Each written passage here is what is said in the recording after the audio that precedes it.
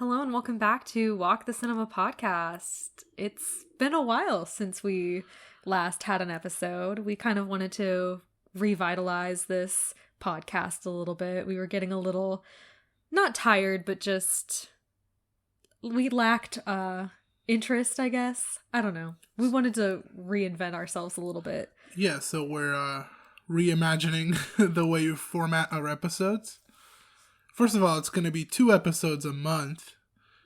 First Monday and the third Monday of every month.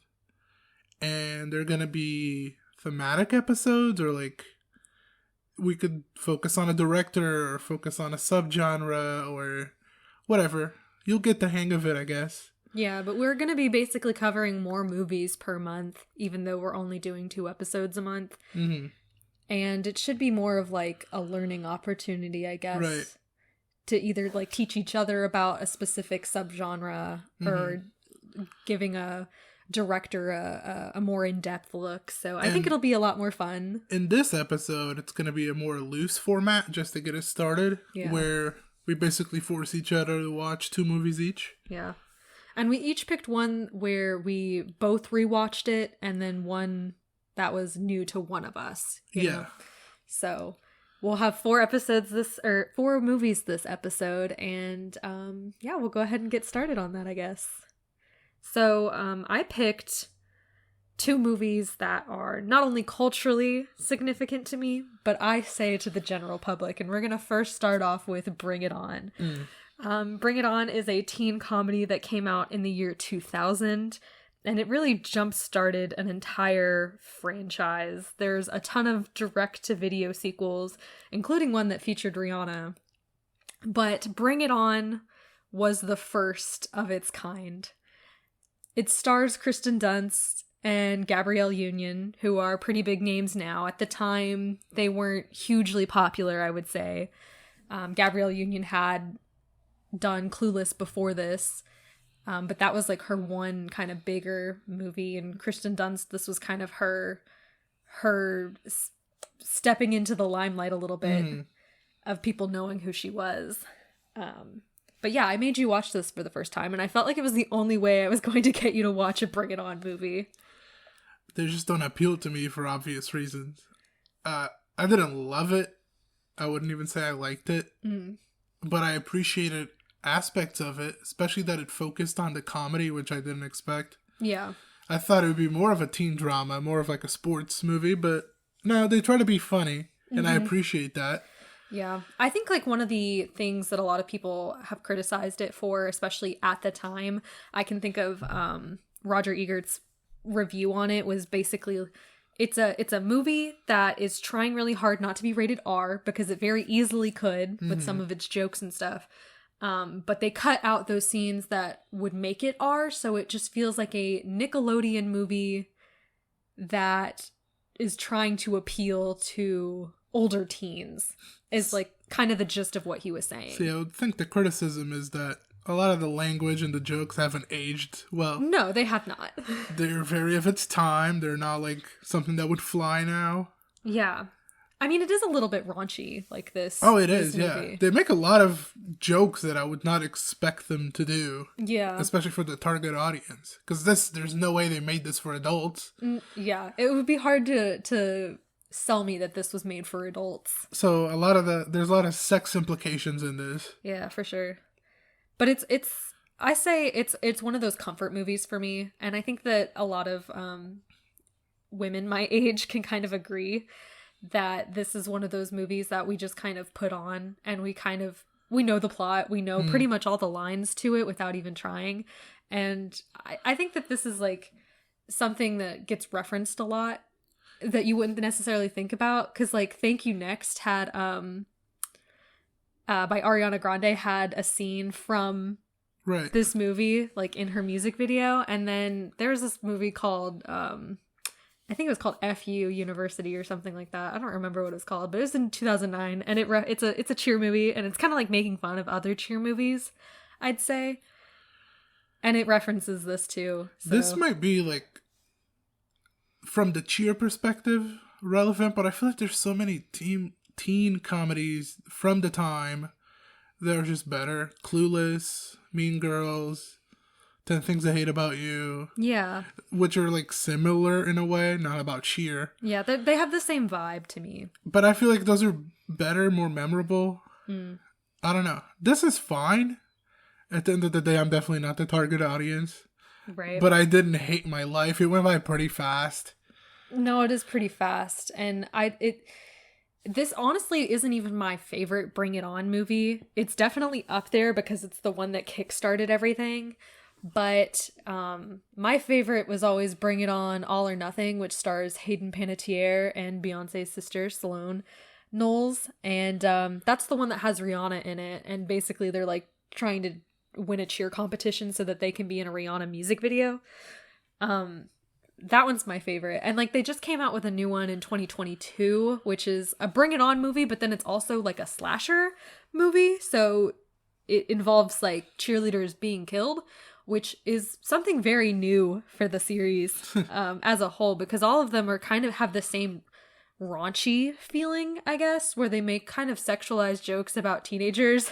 But they feel honest though, because teenagers talk like that. Like they don't talk like that in media, right? Because they're teenagers and media doesn't want to risk sexualizing kids. But like we've all been teenagers and teenagers make those jokes. Yeah. So it feels honest. It doesn't feel like they're forcing the jokes. Yeah. It feels a lot more natural than a lot of other comedies. It feels more natural than Mean Girls, to be honest. And I'd say that this movie, like, was one of the first movies that I watched as a child that the good guys, or like the people that you follow the story with, don't win in the end. Yes, the Rocky format. Yeah. And, you know, as a kid, I didn't watch Rocky. I watched this on ABC Family before it was Freeform. And fun fact, I watched this a lot on TV, just on TV, and so they had a censored version basically because there are some jokes that, you know, wouldn't be family friendly, so they had, you know, dubbed over some lines or like cut out scenes entirely. And it wasn't until I was like late teenhood where I actually saw the original version of Bring It On, and it wasn't life-changing. It was just like, oh, I can see why they may have, you know, left this part out. I would assume it's also better with the raunchiness in it. A little bit, you know. It's a little bit more... It makes more sense, because sometimes the lines are kind of like, oh, why would they say that? That's weird. Like, it doesn't flow very well. But then when you watch the actual version, it's like, oh, okay, yeah, this makes sense now. But, I don't know, they're really fun. I love them. I love all of them, really. I would watch them all right now in a heartbeat. And it's just because they're comforting to me, even though they're not very good, like, as a whole, you know? But I think Kristen Dunst is a really good character, or, like, she has a really good character in this. Her name's Torrance in the movie. And I think spending an hour and a half with Kristen Dunst is always, like, a good time. And, you know... She has a lot of fans from either this, Spider-Man, Marie Antoinette, whatever be it. I feel like she's always someone whose presence is appreciated by the audience. Yeah. And this is definitely like what I know her as, you know, is the Bring It On movies, because I wasn't really into like the Tobey Maguire Spider-Mans, even though I did watch them as a kid. Was never into them. They didn't appeal to me. But Bring It On has always appealed to me, and I feel like a lot of girls can at least relate to it in some way, because at least in my circle, like you did some type of cheering at some point in your life, whether it was when you were 8 years old and it was like a for funsies type thing, or if you did it in high school, you know, or did competitive cheer. Like everyone, I feel like all the girlies know, you know, at least a little bit about the cheer culture. I'm not a girly. I didn't cheer, so this movie was more like a 5 out of 10 for me. It was okay. It passed an hour and a half pretty fast. It's just not my thing. It's not what I would put on, and it's not something I would watch again for myself. But I didn't hate it enough that I wouldn't watch it again for you. Right. I give it a 7 out of 10, which seems a little low for host favorites, but I at least can... I recognize that it's like not crazy spectacular, and there are some movies of the same genre and time that I like better. So I gave it a 7 out of 10, but I still think that that's pretty fair considering how much I love watching it. And it's just one of those movies that I can put on, not really pay attention to, have it in the background, but still have a good time, you know? So I enjoy it. But speaking of comfort movies, I picked Phantom Thread because that is kind of a comfort movie for me. It's not that it's an easy movie. It's not a comfort movie for the same reason Bring It On is for you. But it's a movie that puts me in like a good mood. Like a mellow, focused mood. Because it's just so intricate and beautiful, and I love the pacing. So I wanted to show it to you. Yeah. Because it's my favorite PTA, and you can tell what type of cinephile someone is by their favorite PTA. There Will Be Blood is a lot of internet movie lovers' favorite. If you're a Adam Sandler truther, you love Punch Drunk Love because it proves your point that Adam Sandler's a really good actor when he wants to be. And a lot of people love Boogie Nights or even Magnolia, The Masters. But for me, Phantom Thread is just so amazing. I definitely see why this was a comfort film for you, because it does have a very calming atmosphere to it. And I don't know, it's very different from the PTAs that I've seen before. To be fair, I haven't seen that many. I saw, Licorice Pizza when that came out, and then we saw Hard 8 a few years ago, which has Gwyneth Paltrow and John C. Reilly, right? Mm-hmm. And I feel like those have very similar vibes, where it's like a little bit sleazy. Licorice Pizza isn't necessarily sleazy, but it's still like gives me sleazy vibes, yeah. But Hard 8 for sure is a little bit sleazy. But this, after going from that's kind of what I know him as to Phantom Thread, it's like a complete 180 to me. Right, it is. It's beautifully shot. The characters, I think, are intricate and interesting in a way that I feel like some of the other characters that I've seen him direct, fall short of, And I really enjoyed it. It's just so technically well put together. Like you can feel the passion. It's kind of replicating the detailing and the labor that goes into making a dress, right? He puts that type of labor into making the movie, and you feel it. Yeah. You feel every little detail. You feel how intense the pacing is. Yeah. And then Daniel Day-Lewis is amazing. He's always amazing, but come on, like he's such a presence in this. For sure. And it's kind of interesting that you mention the intricacy of the character.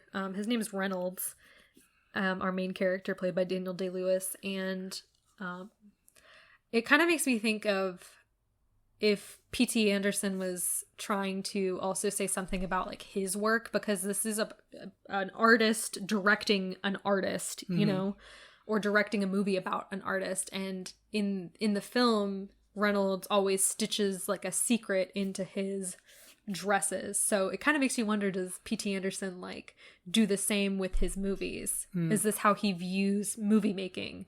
It gave me like, that's kind of what I was thinking about. I don't know if I'm looking too much into it or not. But... I mean, I can't tell you about all of his movies are about him. Only he knows, really. But about this one, it definitely feels like it. It feels so purposeful. It feels like everything is just intricately put together. The moments that they have on screen are just so detailed without being explicitly detailed. Yeah. That it feels like... I love that it doesn't play you for dumb. It doesn't explain you anything. It shows you everything. But he always does that, right? But in this, he shows you everything, but it doesn't tell you anything. You have to feel it. Yeah. And I see the two main characters are so deeply flawed and kind of perfect for each other. And terrible for each other. And terrible for each other at the same time. And it's just a really interesting story. And it has that kind of bittersweet ending, I would say. Like, the ending doesn't really make you feel good. It doesn't really make you feel bad either. It just kind of has this bittersweet ending, and it's kind of like right up the alley that I say that are like a really good sweet spot for movies that I enjoy. I feel like the ending is the most real part about their relationship. Because when they start dating, he likes her because of her figure, would fit well in his dresses. It's the type of body he wants to work with. And she sees a man that has his life put together. He's like a very fancy boy.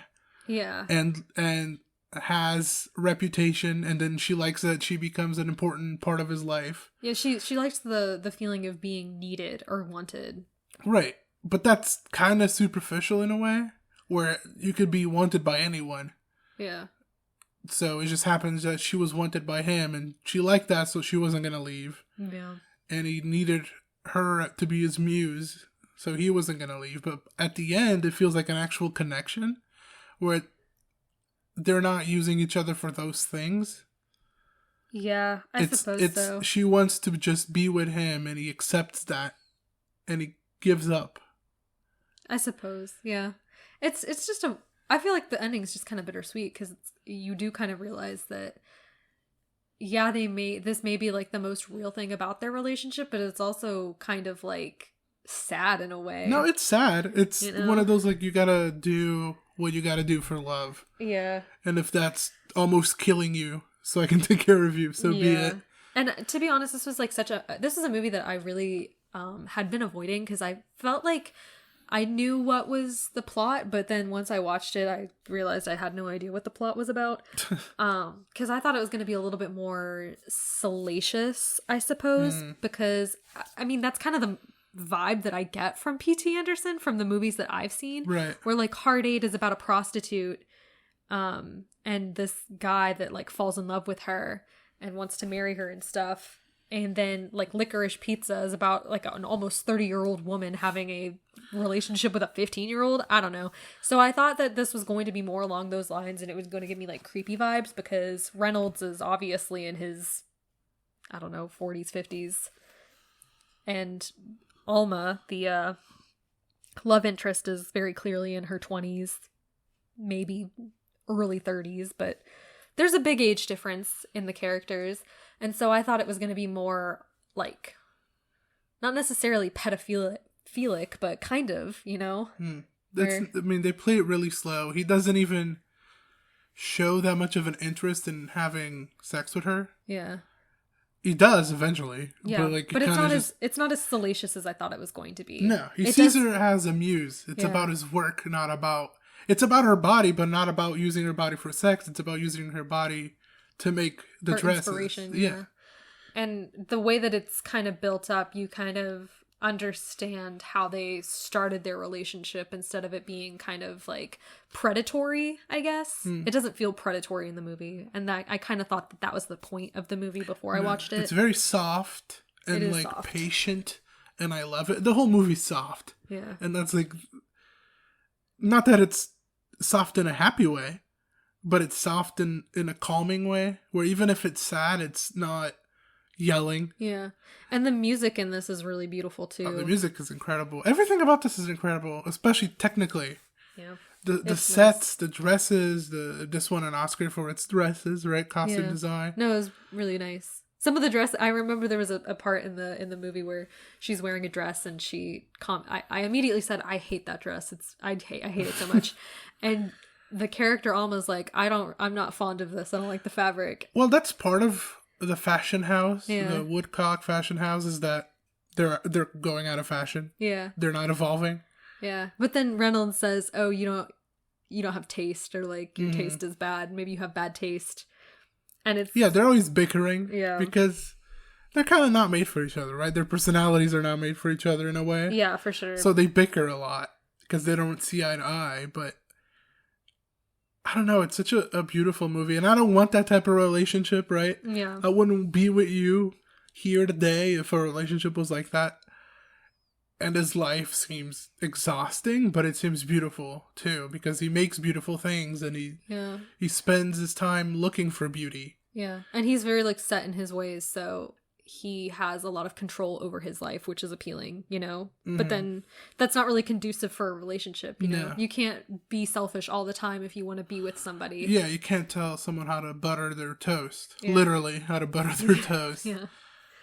But overall, I give this an 8 out of 10. I feel like maybe on a second watch, it might get brought up, but I don't know. 8 out of 10 seems pretty fair to me, and the amount of enjoyment that I had. I think it's beautiful. I really enjoyed it a lot more than I thought I was going to, because the movies that I've seen from P.T. Anderson, I'm not a huge fan of, but this I really enjoyed and thought it was I can see why it's a comfort film for you. I think it's almost near perfect, but it's missing something, or there's some hiccup, like, I suppose. So I gave it a 9 out of 10, and I'm settled on that. But it's one of those movies, every time I haven't watched it in like a month or a week, I'm like, why didn't I give it a 10? And then when I'm watching it, I realize why I didn't give it a 10. It just doesn't have that over the edge element. Factor. Yeah. Yeah, I agree. I can see why. But we're going to move on to my next pick, which is Moulin Rouge. And it's basically a jukebox musical. And basically what that means is it uses popular songs of the time instead of like kind of original work. And they're kind of mashed up, even though this does have an original song in it. And it's from the same director that brought us Elvis in 2022. And we mentioned it then. Yes, we did. And I just had to talk about it because I could probably make an entire episode just talking about Moulin Rouge because I love it so much. And I'm mad that I didn't watch it sooner. We watched it for the first time maybe in 2020. Maybe. During quarantine. That was a blast. Yeah. This time, it didn't feel as much of a blast because we had to watch it to make the episode, so it didn't feel as, like, natural. I guess for you, but I had been wanting to rewatch it for a while. I mean, I still liked it a lot. It just wasn't as much. The music is really catchy. Yeah. And the set design is incredibly endearing to me. Yeah, and I think that this works more. It has the same vibe as Elvis, and if you want to go watch our Elvis episode, you can. We don't love it, but I love this, and I think it works with this because it's not talking about like a historical figure that everybody knows. I think some of the characters are actually real people that lived in France in the 1800s, but it's not somebody that people would readily recognize. No, I mean, there's some like elements to it that are real, but of course the story is definitely not. Right. And so basically this is about a courtesan and a poor poet kind of guy. And it's basically their love story, and it's tragic and it's sad, and I love every second of it. Yeah, it's just a love story in Paris in the late 1800s, early 1900s. Yeah. And this particular movie was a part of Baz Luhrmann's Red Curtain trilogy, which also included Strictly Ballroom and Romeo and Juliet. And the idea behind this like unofficial trilogy, it's not really that the movies go together or that they're like connected in any way. It's just that they each feature a specific theater motif, with Moulin Rouge featuring song. So that's why it's a jukebox musical, where you have Your Song by Elton John being sung as if it's like for the musical in the movie that they're putting on, Spectacular. And they have things like Diamonds Are a Girl's Best Friend and Roxanne, you know? And this movie just like makes me feel happy. Yeah, it's chaotic, but like in a very good way, where it's visually a mess, but it's put together at the same time, where like you just have so much to look at. Yeah. The set designs are crazy. Like her room, Nicole Kidman's room, is so cool, but so like non-functional. Yeah. And the theater is like such a mess. But that's part of it because it's like the motion of the film. The characters are never stopping. They're always moving. Yeah. So it wouldn't make sense for everything to be clean and organized because they're never gonna stop to put stuff in its place. Yeah. They're singing and they're dancing and they're going crazy. And that's the fun of it. It's just unhinged fun. Yeah. with a lot of good music, and the use of music is really, really good. Yeah. And I'll say it multiple times if I have to. Ewan McGregor's song voice is just chef's kiss. It's so good. I love every second that he sings. It just makes you like feel all of his emotions too. Like one of my favorite songs in this is the Roxanne one, and it's during the scene where Satine is going to have sex with the Duke in order to continue to finance the play that they're all working on. And you have this juxtaposition of like the one character saying that you shouldn't fall in love with a courtesan because that's her job, is to have relations with other men for money. And then you have like Ewan McGregor's little part where he's singing about like the jealousy that he feels. Yeah. For seeing the woman that he loves have to be with another man. And you can really like feel the anguish and the hurt in his voice as he's singing about, you know, it's more than he can bear. Everyone is on their A game. Yes. Ian McGregor especially. Yeah. Nicole Kidman actually comes off as likable, which is not often what happens with Nicole Kidman, at least to me. I feel like she's just really sharky, and I've said this before in other movies, that she just doesn't seem like a very warm and like comforting person. But in this, it really makes like I'm 100% convinced that she's in love. Right. Yeah, that's true. Even John Leguizamo, which right now is a hot topic because of his opinions on the Mario film that came out. But in this movie, you can't help but like him, right? Yeah. I mean, all the side characters, they're quirky, they're funny, they're there to cheer you up, and that's what they do. This movie's just a good time. You picked it, but I love it too. So. Yeah. And I'm, like I said earlier in the episode, I'm really mad that I didn't watch it sooner because I don't know. When I bought this movie years ago, probably in like 2018 maybe. I remember it, yeah. At a thrift store. Yeah. Yeah, I found it in a thrift store, and I always avoided it because I always thought it was going to be too sad for me, because the ending is sad. They don't end up together. She ends up dying of tuberculosis. Oh, she was dying all along. Yeah. It's not his fault. Yeah, no. But it's still like it's tragic, you know? And I always thought that it was going to be like, too sad. And while it does make me sad, it's still such a comfort to get there that it doesn't feel bad, you know? I also kind of feel like I avoided it, but for a different reason, because it looks like it would, I don't know, it looks like it would be too much. And it is. So, yeah. But it's too much in a good way. For sure. It just felt like it would be too much in like a bad, like Chicago. Right. Yeah, I can see that. I know you don't like Chicago. I was a little bit afraid that you wouldn't have a good time with this because I did. I do. I love the music. I think the performances, acting wise, are really good, but singing wise, they're all perfect. Yeah. The Roxanne is such a good performance of Roxanne. It's the only version of it that matters. Yeah. And it's just a fun movie. I don't like Baz's other movies. So Elvis sucks, but this is really good. So I'm 8 out of 10. Yeah. And, you know, they had the song that I think a lot of people think of when they think of this movie. It's the Come What May. And I don't think it was able to be nominated for an Oscar because for Best Original Song. Or it might have been, but it didn't win.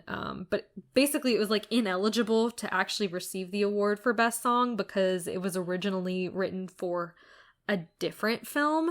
So because it wasn't written specifically for Moulin Rouge, it was not even acceptable to be used as Best Original Song. But it's still wonderful.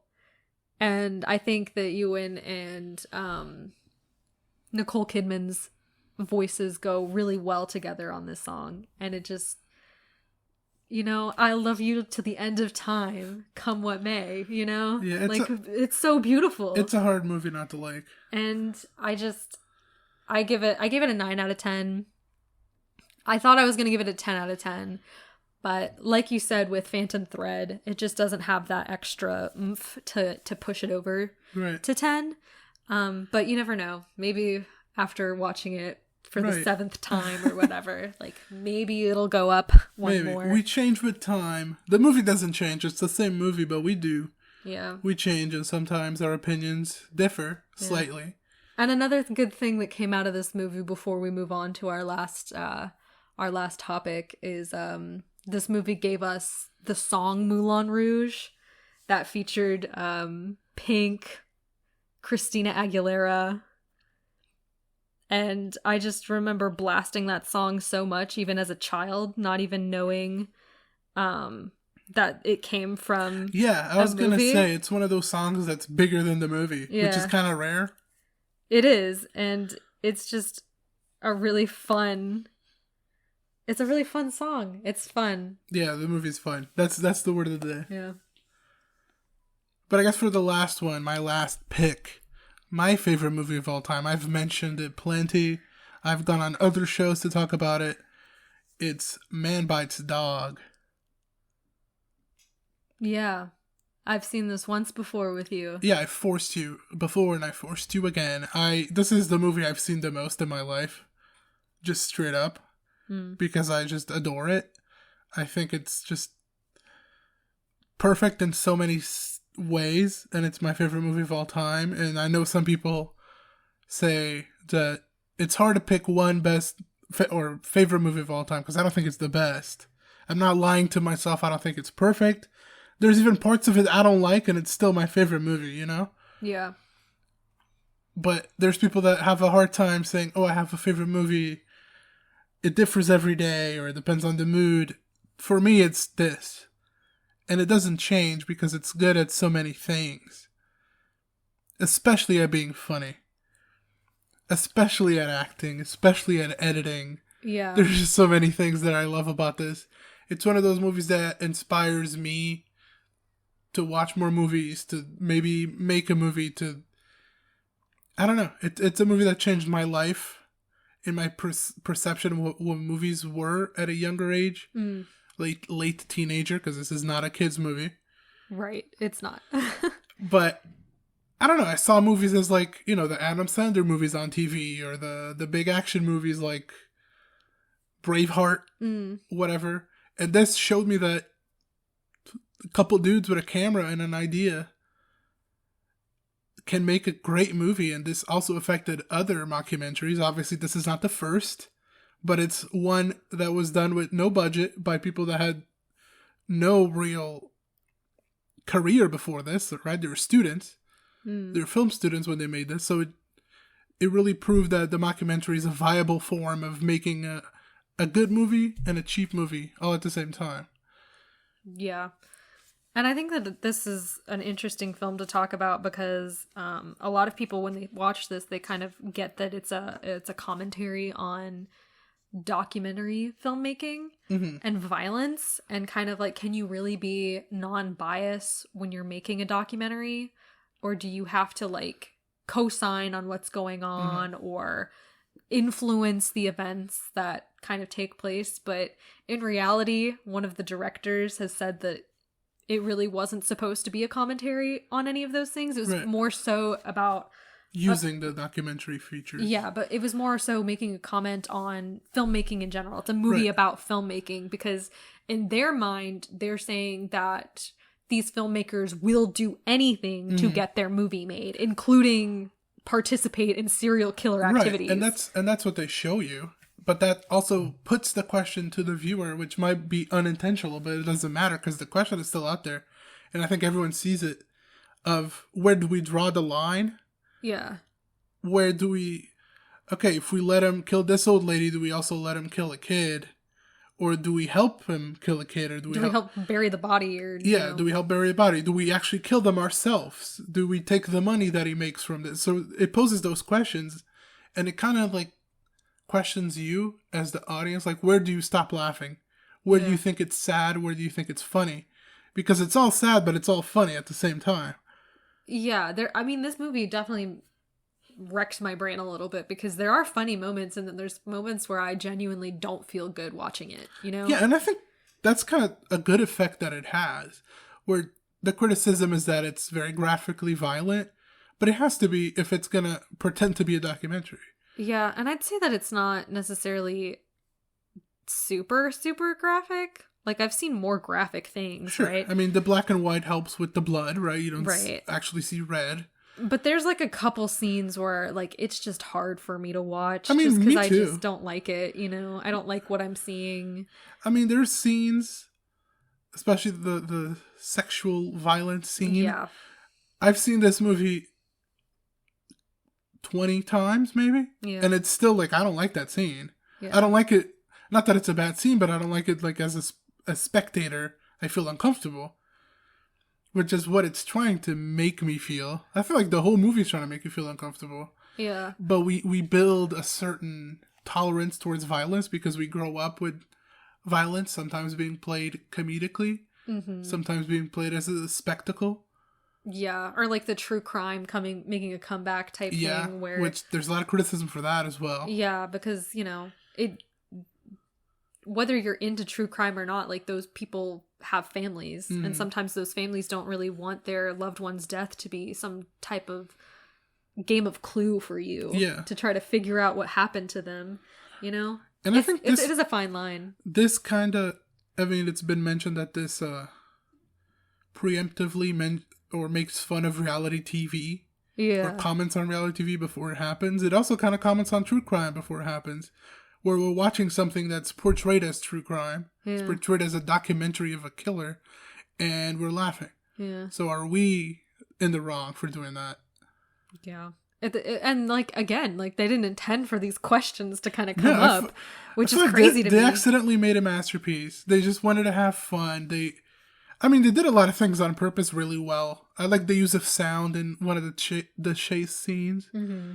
I like the editing a lot. I feel like just the editing choices are always correct, which is very hard even for a movie that's really good. Mm-hmm. It's just, I love this movie so much. It's like my go-to movie. If someone's like, what's a really good movie I haven't seen? It's Man Bites Dog, which is not like a hidden gem by any means. Maybe it is to some standards, but to me, I don't feel like it's a hidden gem. It's a known movie. It's in the Criterion Collection. Yeah. And I will say that, like, if we're just taking it on how, like, the directors had originally intended to, like, make a comment on filmmaking, in the Criterion Collection's little blurb that they have from him,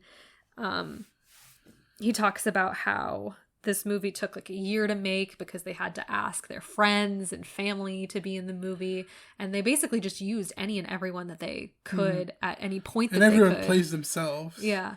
And that I really appreciated that, because I remember when I did my little short film that I've talked about before, I did it as a independent study project for credit, and so part of it to, like, kind of make up the time where I wasn't, because I had to have so many hours. So, I mean, making a 30-minute film doesn't take, like, weeks to do. Mm-hmm.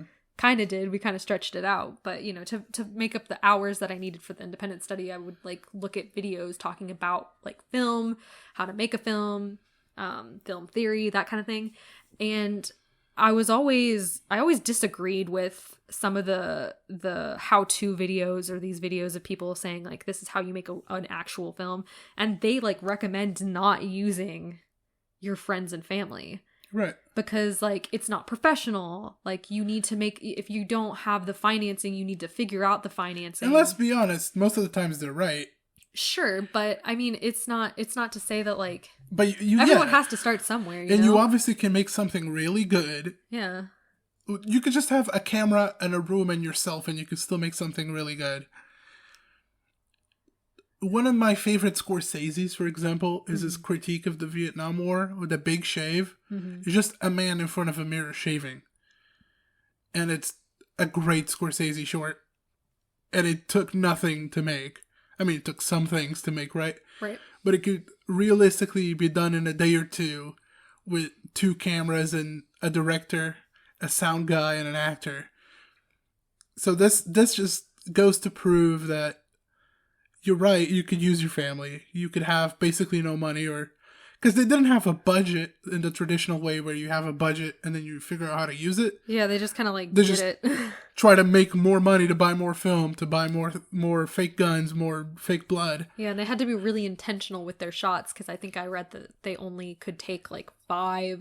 They could only do 5 takes per shot, like maximum. And some of those takes, for what it was, were pretty, like, they're stretching what they could do, and especially the ones where he drops the body from cliffs and bridges and stuff. I feel like that could be hard to get in 5 takes. Yeah, especially there's like the one after I read that and we were watching the movie, there was the scene like at the beginning where he's trying to push the lady's body over the edge of the train tracks, and the train goes by him while he's trying to like throw the body in the water. Perfect take. And it's just like, that's a perfect take, and like there's no way that they like were able to pay the train to like go by. So that was one of the takes that they were able to just get because they couldn't replicate it.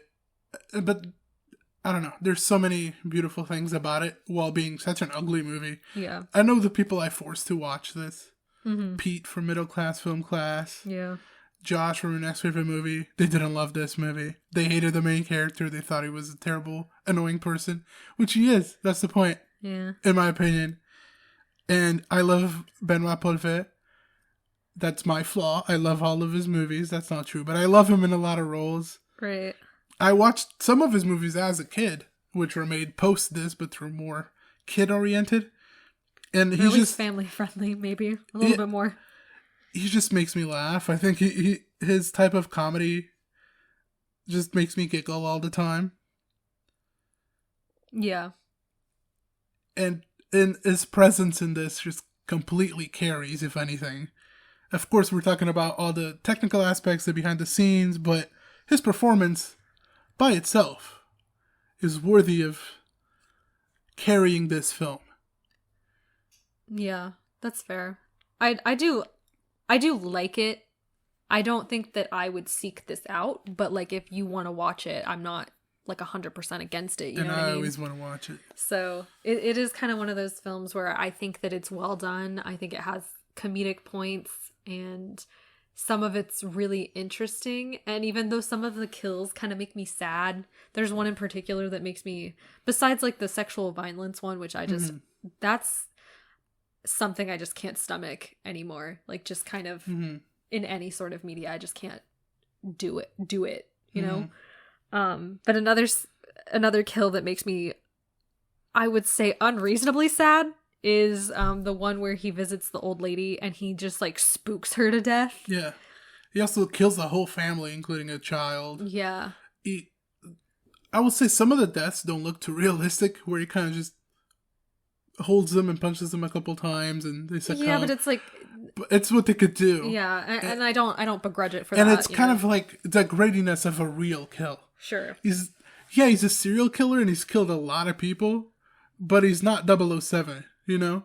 Yeah. He's not super smooth with it. He's still fighting someone that doesn't want to die. That doesn't. And in the end, he does get arrested and stuff. So yeah, because he fails one of the kills. Yeah, he gets arrested. He escapes, and then he finds out that maybe a rival serial killer killed everyone he loves. Yeah, it's ambiguous. It's kind of leaves you questioning a lot of things. I think a lot of people also get hung up on that it ends with like in a way that's super weird. Yeah, and super like hard to understand. For sure. But I've seen it so many times that I understand it. Yeah, and I think it's kind of one of those things where I don't know for certain if this is how it goes, but to me it kind of does give the vibe that like, oh, we don't really know how to end this. Yeah, that's fine. Which is fine. I think that happens to a lot of films. They're improvising a lot of this. That's the point. Yeah. But I give this an 8 out of 10, which is pretty high considering there are a lot of scenes that I like could do without. Right. But I think it is well done. I think it is funny to a degree. I don't think it'll ever be more than an 8 out of 10 for me, just because like I don't necessarily like the content of it, but I think it's really well done, and it is kind of inspirational that they were able to make this movie with essentially nothing, and they like had to use their family and friends to get it done. But even if you have to make it with nothing, you still have to make it good, and this is both. Mm-hmm. It's guerrilla filmmaking, and it's really good filmmaking. Maybe you could say that this script is not well put together. The story is just not there. You can't wrap it up, or there's no story altogether. Which, I mean, it's a documentary or a mockumentary, so yeah. And I think there's a line in the movie where it talks about like, once one of the film crew dies, he was talking about how like had enough footage. Yeah, they had enough footage, and the guy responded, "We'll never have enough." And I think that's kind of like, as new filmmakers, I feel like 100% you would feel like you just need more, just in case, you know? But yeah, if it's not obvious by what I said, 10 out of 10, 100 out of 100, whatever your scale is, this is at the top for me. And yeah, I guess that's it for this episode. We covered 4 random movies we forced ourselves to watch. Next time it'll be a little more structured in theme. Yeah, and we'll be able to talk a little bit more about the history of certain films, or the history of like a certain genre, where it gets its influences from, kind of all of that kind of stuff. But yeah, I think it'll be entertaining, hopefully. And, don't forget to like, subscribe, leave us a comment if you can on the platform that you're listening to us on. And we will see you next time.